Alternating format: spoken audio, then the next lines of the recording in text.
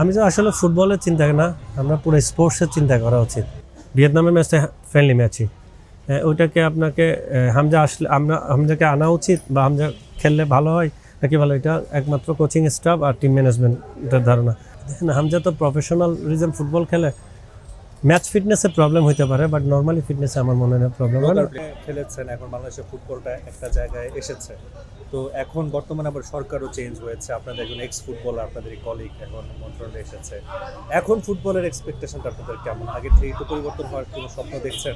আমি তো আসলে ফুটবলের চিন্তা না, আমরা পুরো স্পোর্টসের চিন্তা করা উচিত। কেন উনি একজন স্পোর্টসম্যান, উনি এক্স ক্যাপ্টেন ন্যাশনাল টিমের, ওনার আন্ডারে আমার খেলার সুযোগ হয়েছে ক্লাব এবং ন্যাশনাল টিমে। আমি মনে করি ওনার মতো স্পোর্টস কেউ বুঝবে, আই থিঙ্ক স্পোর্টসম্যান উনি ভালো বুঝতে পারবে, ভালো বুঝবে স্পোর্টসে কী করণীয়। আমি অনলি নট ফুটবলে, আমাদের স্পোর্টসের কালচারটা পুরোটা চেঞ্জ করা উচিত, স্পোর্টস কালচারটা রেডি করা উচিত এবং স্পোর্টস কালচারটা কীভাবে এগিয়ে নিয়ে যাবে এটা উনি ভালো জানবে।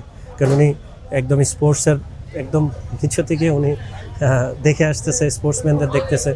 ক্রিকেট বলেন, ফুটবল বলেন, হকি বলেন, বাস্কেটবল বলেন, প্রত্যেকটা গেমে ওনার সঙ্গে সবার রিলেশন বেটার। তো উনি ভালো করে জানে স্পোর্টসটা কীভাবে এগিয়ে তুলে। ওনার থেকে ভালো আমার মনে হয় না আমরা কেউ বুঝবো, বা আমরা কেউ বললে সেটা ওনার কাজে দিবে। উনি যদি সবার সঙ্গে বসে কথা বলে প্রত্যেকটা গেমে, প্রত্যেকটা সেক্টরের মানুষের সঙ্গে কীভাবে ইমপ্রুভমেন্ট করা যায়, ওইদিকে জানা শুনে ডিসিশন তো ওনার, বাট বোঝা পড়া ক্ষমতা ওনার বেশি। আমি মনে করি উনি যদি সব কিছু শুনে বুঝে এগিয়ে যায়, তাহলে আমি মনে করি সবাইকে নিয়ে স্পোর্টসটাকে উনি একটা সুন্দর জায়গায় রান করাইতে পারবেন। ভাই, আপনি বলছিলেন যে বাংলাদেশ আসলে যে মানে স্ট্রাকচার যে অবস্থায় আছে, বাংলাদেশ ওয়ার্ল্ড কাপ খেলাটা আসলে খুব একটা বড় বিষয়। সেই জায়গাটাই যে আপনি বললেন যে স্টেডিয়াম নেই, অনেক কিছু আমাদের সমস্যা, বাস্তবিক অর্থে কি আপনি তো ফুটবলের সাথে ছিলেন, এই জায়গাটা পূরণ করা সম্ভব? বাংলাদেশের যে স্ট্রাকচার বা বাফুফের যে বর্তমান অবস্থা, এই আলাদা আলাদা স্টেডিয়াম তৈরি করা, এই খেলাটাকে এত বড়ভাবে অ্যারেঞ্জমেন্ট করা, এটা কি সম্ভব কিনা? Must be possible. আপনাকে ফার্স্টে টার্গেট নিতে হবে। আমরা তো আসলে চিন্তা করি আমি দায়িত্ব পাইলাম, পরের বছর আমি না পাইলেও চলবে, বাট নট লাইক দ্যাট। আমি যা করে যাব, নেক্সট যে প্রেসিডেন্ট হবে বা নেক্সট আমি থাকলে আমার জন্য লাভ হবে, নেক্সট কেউ যদি প্রেসিডেন্ট থাকে তার জন্য লাভ হবে। আমি তার কাজগুলি এগিয়ে দিয়ে যাই এবং সেও তার কাজগুলি এগিয়ে দিবে আরেকজনের জন্য। এইভাবেই চলা উচিত স্পোর্টস। এরকম না যে আমার সময় আমি কাজ করতে পারলাম না, এই কাজ করে গেলাম, এটাই থাক। বাট আমি কীভাবে আরেকজনকে এগিয়ে নিয়ে যাব? আপনার 64টা জেলা, আমাদের 64টা জেলা, আপনার 10টা ফুটবল মাঠ করতে পারবে না 10টা জেলায়, এটা বেশি। চিটাগাংয়ে 2টা স্টেডিয়াম আছে, এমাজিজ আছে, আমাদের ক্রিকেট একটা আছে, আর চিটাগাং টাউনে যেটা এটা এমাজিজ, 2টা স্টেডিয়াম আছে, একটা ক্রিকেট একটা ফুটবলের হয়েছে। তাহলে কিন্তু একটা স্টেডিয়াম আপনি পাচ্ছেন।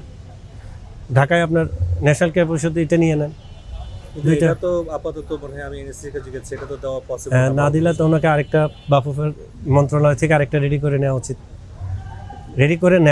তাহলে এইভাবে যদি আপনি স্টার্ট করেন, প্রত্যেক বছর যদি আপনি একটা 2টা স্টেডিয়াম মন্ত্রণালয় থেকে একটা নিলেন, এফসি থেকে একটা নিলেন, ফিফা এফসি গোল থেকে, তা আপনি এইভাবে যদি রান করতে থাকেন, আপনার কিন্তু 5 বছরের 5টা আপনি ইজিলি পান। তাহলে আপনি 5 বছরের কাজে এগিয়ে দিয়ে গেলেন আমার মনে হয়। আই ডোন্ট নো, আমি ওই জায়গাটুকু যাই না, কিন্তু সৎ ইচ্ছাটা আপনার ইম্পর্টেন্ট। আপনি কীভাবে, আমরা স্বপ্ন দেখাই বললাম না, স্বপ্নটা কীভাবে বাস্তবায়ন করা যাবে, এভাবে বাস্তবায়ন হবে। এখন ওই যে স্বপ্ন দেখছেন, কিন্তু বাংলাদেশের লিগের এখন যে অবস্থা, এই যে এখন লিগ বন্ধ হয়ে গেছে, ফর্টিসের মতো ক্লাব যেখানে আপনি আছেন, সেই জায়গাটা তারা খরচ করেছে এই যে প্লেয়ারদের নিয়ে আসা, এই ব্যাপারটা এখন থমকে আছে, এখন পর্যন্ত জানে না লিগ আবার শুরু হবে। হ্যাঁ, 2 মাসের একটা বিশাল গ্যাপ, ইলেকশনের কারণে এই গ্যাপটা, আমার মনে হয় ইলেকশনের কারণে আদার সব কিছু মিলে। বাট এই গ্যাপটা কিন্তু ক্লাবগুলির ক্ষতিগ্রস্ত হয়। এক হচ্ছে একটা টিম ভালো খেলা অবস্থায় গ্যাপ পড়লে একটা ভালো খারাপ হয়। সেকেন্ড হচ্ছে ফাইন্যান্সিয়ালি আমাদের অবকাঠামোতে এত স্ট্রং না, তাহলে ফাইন্যান্সিয়ালি প্রবলেমটা ফার্স্টে আমাদের দেখতে হবে। কারণ বাফুফে আমাদের ফাইন্যান্সিয়ালি সাপোর্টটা দেয় না ক্লাবগুলিকে। তাহলে বাফুফের বোঝা উচিত ছিল যে 2 মাসের মধ্যে আমি 61 দিনে কোনো ম্যাচই অ্যারেঞ্জ করতে পারি না, প্লাস 2টা ম্যাচের পর আবার 28 দিন ন্যাশনাল টিমের জন্য গ্যাপ হবে। ক্লাবগুলি কি এই প্রেশারটা নিতে পারবে নাকি?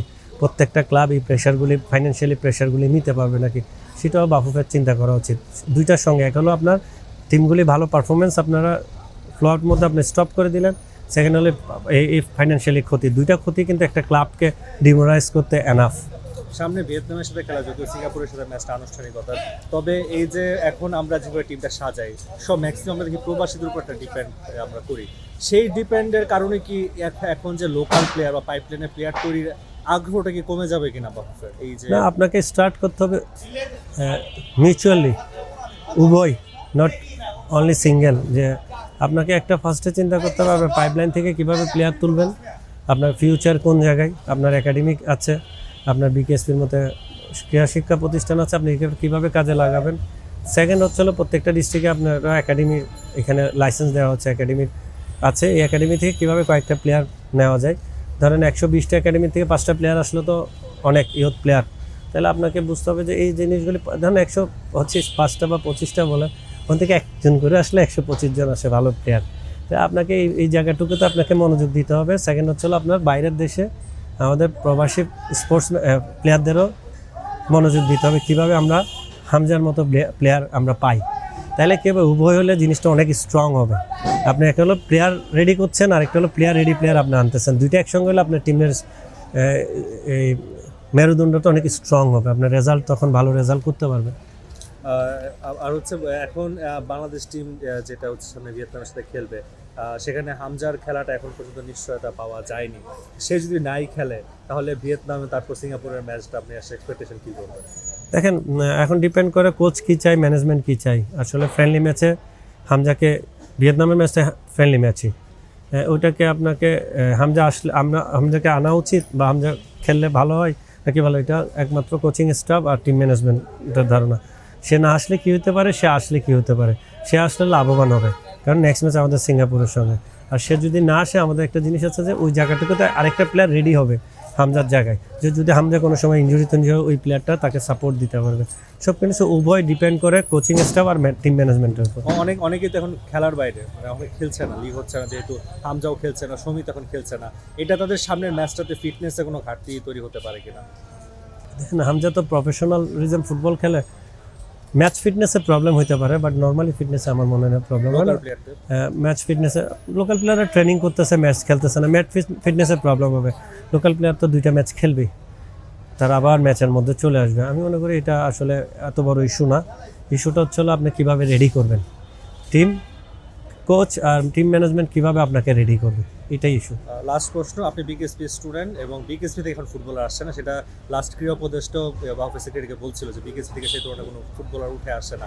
এটার কারণ কি? ফুটবলার এখন সেভাবে বাফুফে থেকে সেভাবে ফুটবলার নিয়ে আসার কোনো পরিকল্পনা নেই?